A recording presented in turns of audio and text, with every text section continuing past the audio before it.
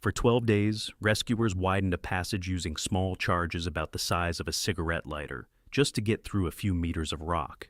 Beyond those meters, in the deepest cave in Poland, around half a kilometer down, 2 men remained. On the 16th of August, 2019, the water rose and flooded the only passage they had come through. There was no way back. A forensic examination would later establish a different cause of death. The water blocked the way back. Drowning was not the cause. The operation would run for 3 weeks. More than 100 rescuers would take part in it. After that came 2 investigations, both of them closed, and a conflict against the background of which the PZA would suspend the work of a rescue group indefinitely. In Dolina Małej Łąki, in the western Tatras, lies the entrance to the deepest and longest cave in Poland. Its name is Jaskinia Wielka Śnieżna, the Great Snowy Cave. The surveyed passages stretch for 23,753 meters. That is almost 24 kilometers of underground galleries, shafts, tight fissures, and chambers inside the massif. On a map, it all looks like a single system, though it was put together from separate caves and connections that were found one after another. Depth is more complicated. Sources give 2 figures, 808 meters and 824. There is no contradiction here. These are simply 2 different ways of measuring. 808 is the depth from the entrance downwards. 824 is the denivelation, the total vertical range between the highest and the lowest points of the system. The cave has several entrances at different altitudes, from 1,672 to 1,906 meters above sea level, so the total range works out larger than the depth from any single entrance. Systematic exploration began in 1959. After the discovery of Jaskinia Śnieżna. Over the following decades, the separate caves were gradually joined into one network. Inside, the temperature stays at around 4 degrees above zero all year round. Humidity is close to 100%. The air does not dry your clothing, and anything wet stays wet. There is no open access here. You need a Karta Taternica Jaskinia Wielka, the caving card issued by the Polish Mountaineering Association. It is only granted to adults. To get one, you complete a cave climbing course, pass an exam, and present a list of logged trips underground. Wanting it, or having done a few tourist descents, is not enough. The right to work independently has to be proven. Besides the card, you need a permit from the Tatra National Park, arranged through an electronic registration system. There is also a daily limit. No more than 3 groups are allowed into a single cave, and no more than 15 people in total. That way the park knows in advance who is underground and which route they are working on. Tourists are not taken down here. The people who work in this cave hold proven qualifications. On the 15th of August, 2019, 6 of them went inside. The expedition was put together by Sekcja Grotowazu Wrocław, the Wrocław Caving Section, one of the old Polish clubs. Its members do exploration, looking for passages that are not on the map yet. The August trip had a specific goal. The system contains a section called Przemkowe Party and the passages of Biała Woda. Indirect signs suggested there might be a connection between them. It could not be confirmed from the surface or from the survey that already existed. Both directions had to be worked underground, looking for the place where they meet. A junction like that would add new meters to the cave and refine the map. That is what exploration is for. A few hundred meters of previously unknown passage matters more here than a depth record. There were 6 people in the group. All of them were active club members with full clearance, arranged according to the rules of the association and the park. 2 did not come back. The Polish press called them Daniel and Józek, first names only. Their surnames never appeared in the papers, in the official statements of the rescue service, or in the prosecutor's files. Their ages were not given either. The families kept that information out of the public arena, and the Polish media held that line even in reports published months later. What is known precisely is the level of clearance both men held. To qualify for the Karta Taternica Jaskinia Wielka, you need at least 8 logged trips underground, no fewer than 3 in winter, and no fewer than 3 more in caves above the tree line. Exploring new sections of Wielka Śnieżna calls for more than basic preparation. Daniel and Józek met those requirements. Almost no public information about the men themselves remains. There are no photographs or biographies in the press, and their relatives gave no interviews. so there is no way to tell you about their families, their characters, or their earlier expeditions. There is no confirmed material for that. The chronology of the trip and of the rescue operation, on the other hand, has been reconstructed in detail. The record includes the times the teams set out, the message about the water, the moment the alarm was raised, and the course of the rescue operation. By that August, the cave already had a record of losses of its own, 5 fatal accidents in half a century, all of them documented in Polish caving sources. May 1970. Witold Siwała from Gliwice died while climbing a 70-meter shaft. The cause was exhaustion. August 1971. Marek Żelachowski from Częstochowa. The cause was a friction hitch worn through in the entrance shaft. Equipment of that era wore down against rock faster than people tended to assume. July 1994. A 24-year-old caver from Rogów was moving without a belay. August 1997. A Slovak caver fell from a rope in Studnia Wielka, the wind shaft. November 2001. Waldemar Mucha from Katowice died from a falling rock in Studnia z Mostami, the shaft with bridges. 5 episodes, 5 different mechanisms. Exhaustion, worn equipment, going without a belay, a fall and rockfall. For a caver, these are the familiar risks of a vertical cave. You guard against them by monitoring your condition, checking ropes and knots, keeping belay discipline, wearing a helmet and choosing your anchor points properly. Cases like these are studied on courses and in exams. Water had never been among the causes.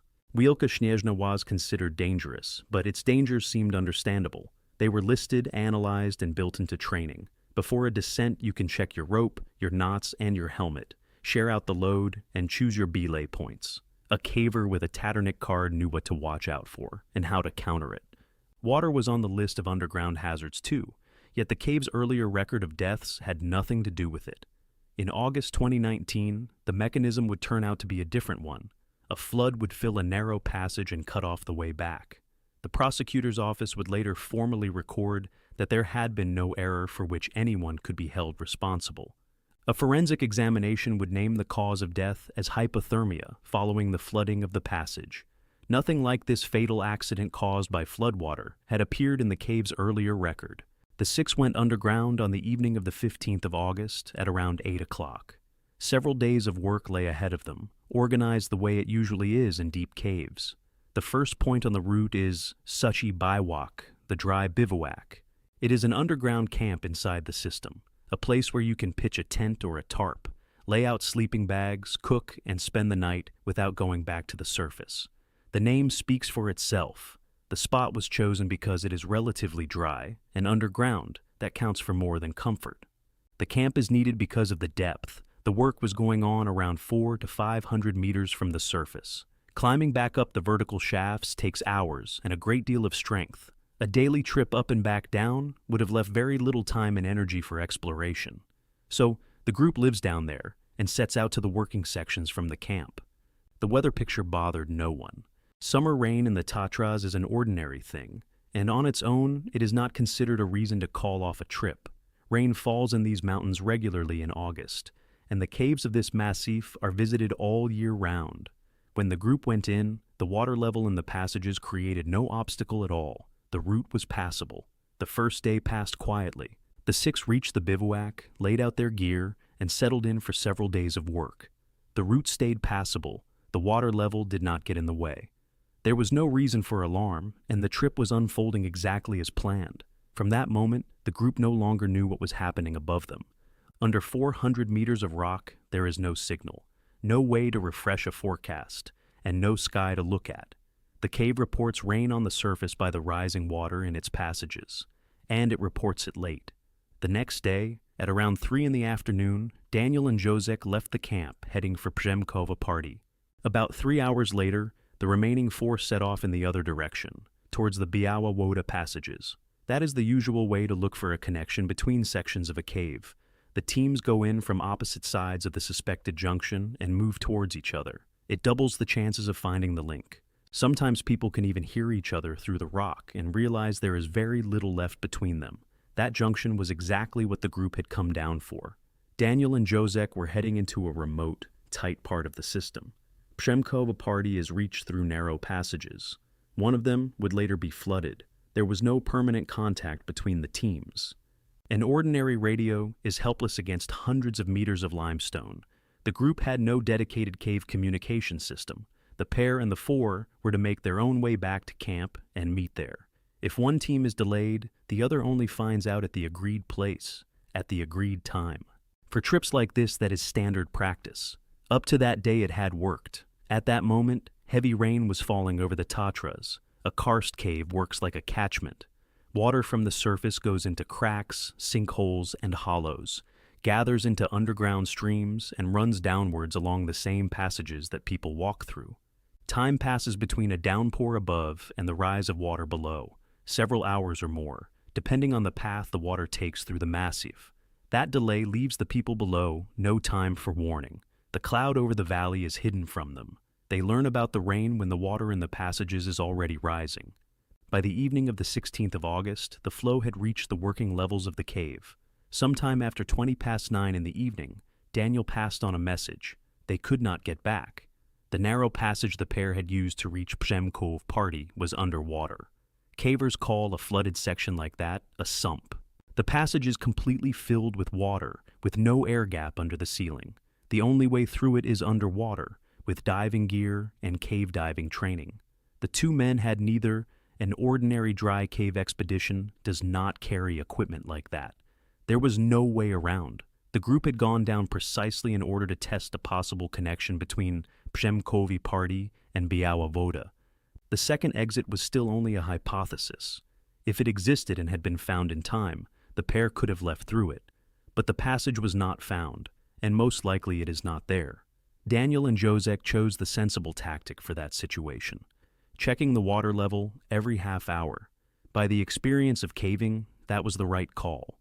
A flood in a karst cave usually recedes. The water comes fast, and, a few hours later, sometimes a day later, it drains away. Dozens of groups have waited out a rise on a dry section, and then walked out along the same route. Trying to dive without gear or training would have been lethally dangerous, and there was no known way around in front of them. The thing to do was to stay put, keep out of the sump, and watch the level. That is exactly what both of them did. The wait went on, but the water level did not drop.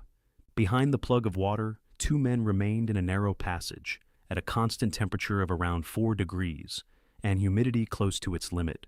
Clothing is wet after work in a cave, and there is nowhere to dry it. They had no dry shelter and no source of heat, so the conditions created a risk of hypothermia. The same flood was rising in the Biała Woda passages too. Having heard no signal from the pair, and seeing that the water was coming up here as well, the four decided to break off the work and go out for help.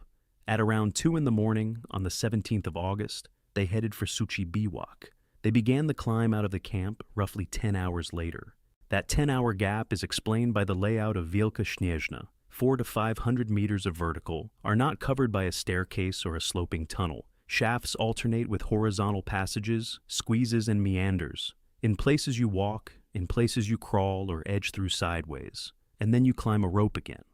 On the vertical sections, cavers use SRT. You ascend a single rope on mechanical clamps, working with your arms and legs, and change over at every intermediate anchor. And you carry all your equipment with you while you do it. Even for a fit, well-trained person, a climb like that takes several hours. Hurrying on a rope raises the risk of a mistake at a changeover, and of a fall in a shaft. Urgency changed nothing. The four could not get to the surface any faster in safety. There was no way for the four to report what had happened any sooner. From a deep cave, you cannot make a phone call or send an ordinary radio signal. Rock does not let radio waves through. Without a special system, the only channel between the underground and the surface is a person walking up on their own legs.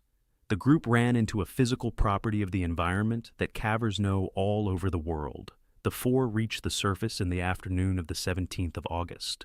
About 20 hours had passed since the flooding began.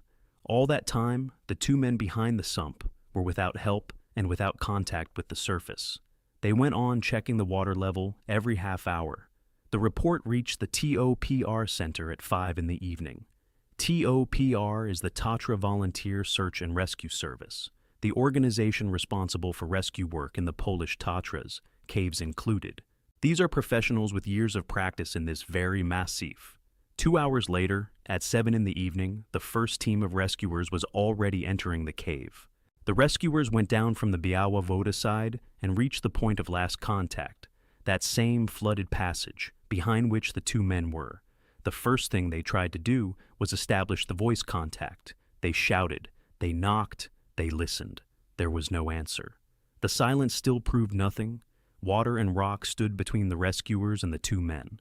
Sound traveled through them badly, and the bends of the passages could kill a voice completely.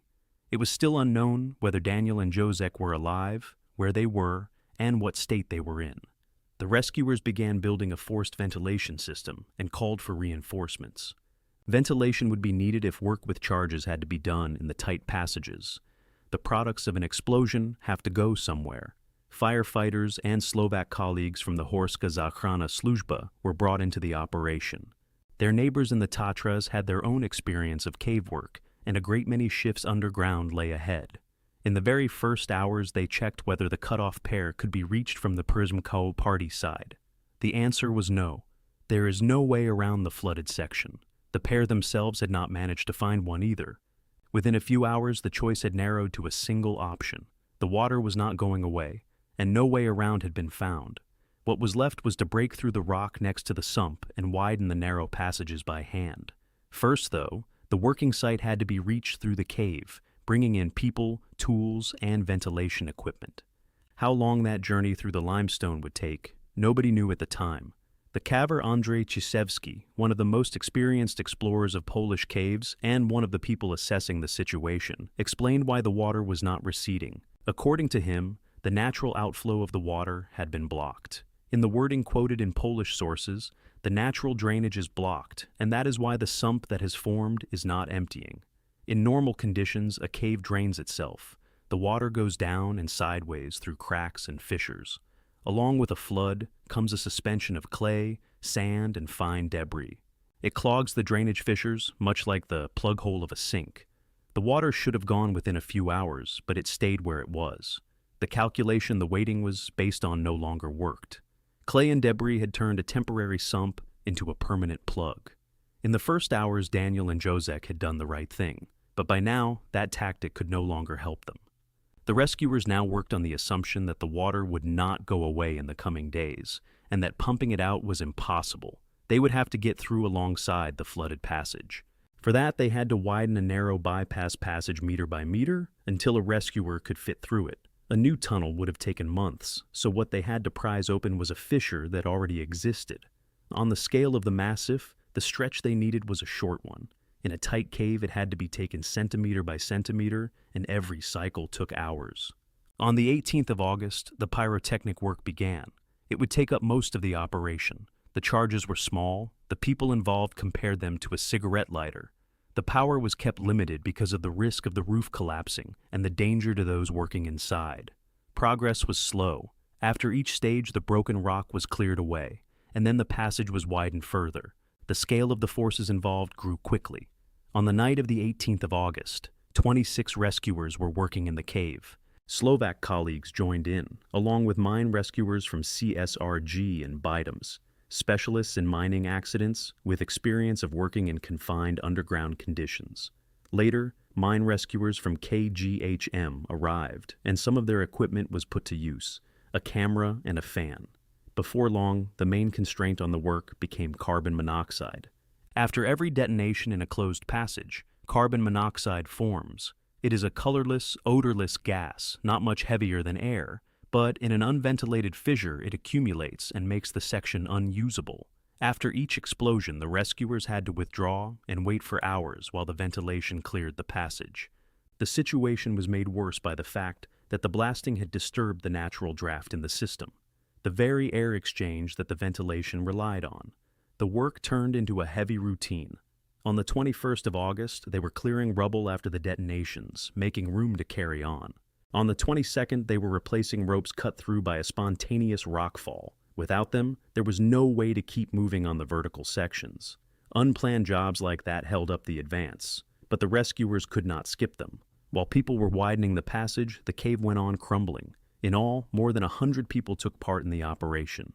Some worked below, Others handled the delivery of people and equipment to the entrance, the shift rotation, and communications on the surface.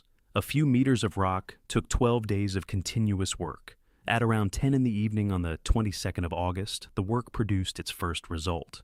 The rescuers located one of the two cavers. The caver was located from a distance through the widened fissure. There was still no direct access to him.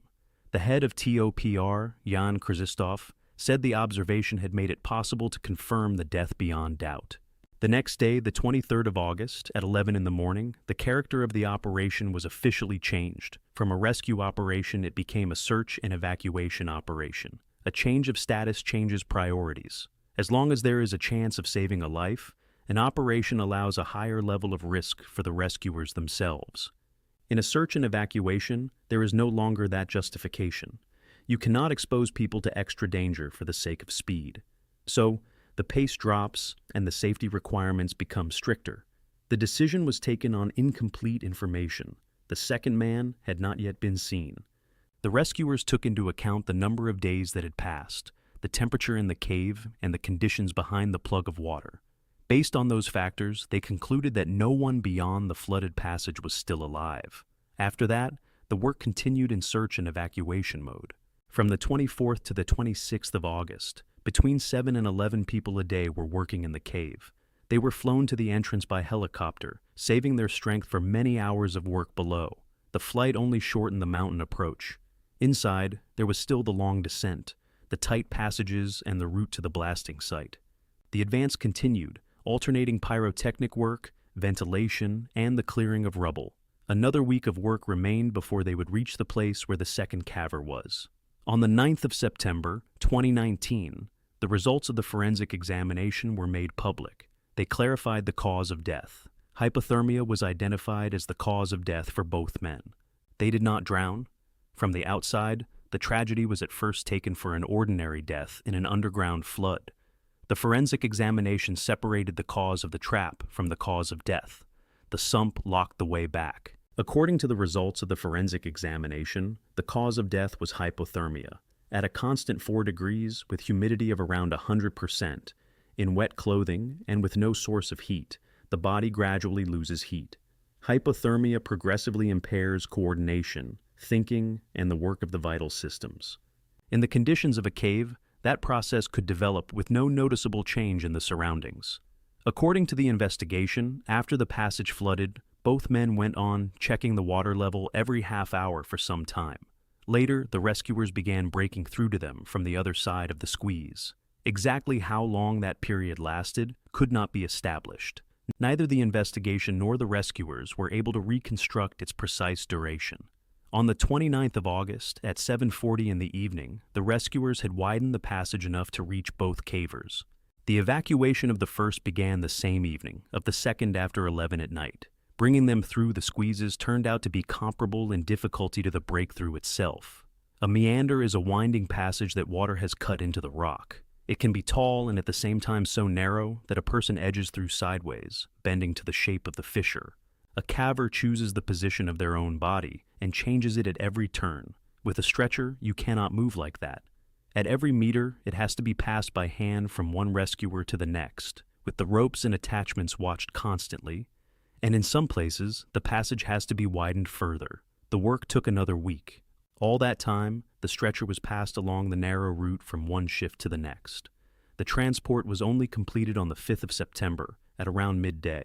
From the evening of the 15th of August, when the 6 went into the cave, to that day, 21 days had passed, 3 weeks. Explosive materials of unestablished origin were found near the deceased cavers. That find later became a separate part of the proceedings. The TOPR rescuer Marcin Józefowicz said that the possible presence of explosives had been taken into account in the risk assessment from the very start of the operation. The rescuers were carrying out their own pyrotechnic work in a closed passage and had to allow for the possible presence of explosive materials in that section. On first descents, squeezes are sometimes widened with small charges. The legality of the possession of the materials found was checked separately. According to a statement from the prosecutor's office, that part of the proceedings was closed on a formal ground. The possible owners of the materials had died, and their origin could not be established. While the operation was still going on underground, the main proceedings began in Noe Targ. They ran along two lines from August 2019 to March of 2020. First, they examined the organization of the expedition, the preparation, the equipment, the splitting of the group, and the assessment of risk. The investigators had to establish whether safety had been properly ensured and whether there were grounds to speak of causing the death of two people by negligence. The actions of the rescuers were examined separately. The case was opened under Article 162, Paragraph 1 of the Criminal Code, failure to render assistance to a person in danger. The complaint was filed by a resident of Krakow, a caver and cave rescuer. He alleged that the operation had not moved fast enough and that some of the available resources had not been used. So, the subject of the check became the actions of a service that had spent very nearly 3 weeks working underground. The prosecutor's office found no violations in the rescue operation. Prosecutor Jan Ziemka stated that directly. The investigation examined the pace of the work, the forces available, and the decisions taken underground. In the wording quoted by the Polish press, no one can be held responsible for the fact that water flooded the passage. The incident was classified as an accident. No grounds were found for bringing charges against the organizers of the expedition either. The group had the clearances, the equipment, and the qualifications. Splitting into two teams matched the practice of exploration work, and the weather factor gave no grounds to call off the trip. Both sets of proceedings were closed. No one was found guilty, neither among the rescuers nor among the cavers themselves. The closing of both proceedings did not stop the argument inside the Polish caving community. One of its public expressions was a statement about the actions of the rescuers. The story of GRJ began long before that August. Grupa Ratownictwa Jaskinia Wielka, the cave rescue group, was created under the Polish Mountaineering Association on the 7th of July, 2015. The volunteer group was made up of cavers specially trained for rescue work underground. During the operation in Wielka Śnieżna, the group offered help, but TOPR did not accept it. According to public explanations, there was no legal mechanism in force for bringing GRJ in. In the caving community, that decision caused irritation. Members of a group who had trained for cave rescue work were not brought into the operation. After the work was finished, members of GRJ publicly criticized the actions of TOPR. Their assessments were sharply worded, and they made it into the press. On the 3rd of December, 2019, the board of the PZA took the decision to suspend the group's activity. The communiqué was published on the 9th of December. The suspension was indefinite, and the group's further fate was left to the decision of the general meeting of the commission. The document listed several grounds. In the board's version, the media noise generated by the group had created unnecessary tension and worsened relations with TOPR.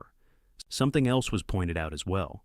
Members of GRJ had taken on international commitments to host a meeting of the European Cave Rescue Association without the board's agreement, and even without its knowledge. The leadership stated separately that it had not authorized unagreed actions or the exceeding of authority. The association explained that the group had been created to help countries without cave rescue services of their own. It was not meant to compete with TOPR inside Poland. Members of GRJ were advised to join the structures of the rescue service itself. In practice, an indefinite suspension meant the end of the group's work. Years later, there are still gaps in this story.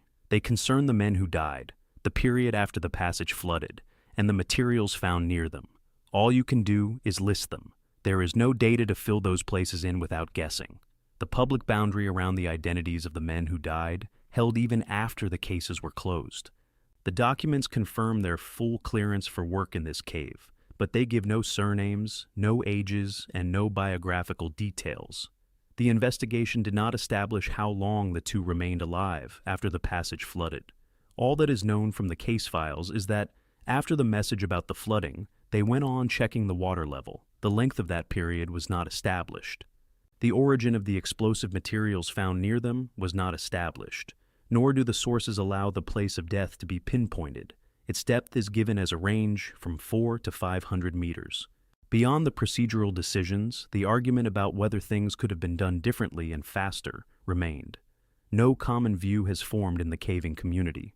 Whether the involvement of the volunteer group would have changed anything is impossible to check.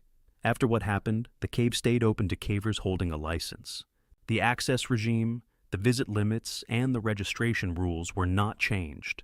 No new restrictions were introduced after the tragedy. The flood here created a trap. What followed was determined by two conditions. The rescuers had a route through the rock, and behind the sump, the temperature stayed at around 4 degrees. After this tragedy, the number of people who have died in the cave reached 7.